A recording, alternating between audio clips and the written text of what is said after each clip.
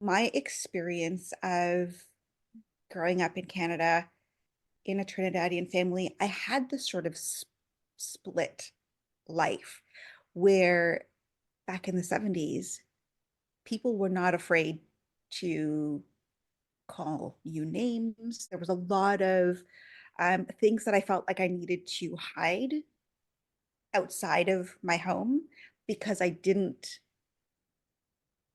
like the way I felt when people were questioning or commenting or making me feel like I was other because of being Caribbean.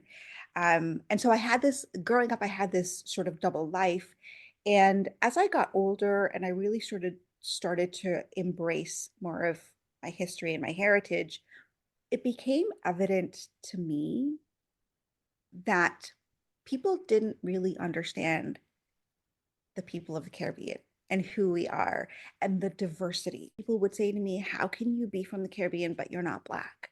Or how can you be from the Caribbean, but you're Indian? And people not really understanding the wide range of people who touched the different parts of the Caribbean and influenced. And I got so tired of answering all of these questions and trying to set Yes. the record straight. I wanted to share more of who we are. I wanted to share as much information as I could to set the record straight, so to speak.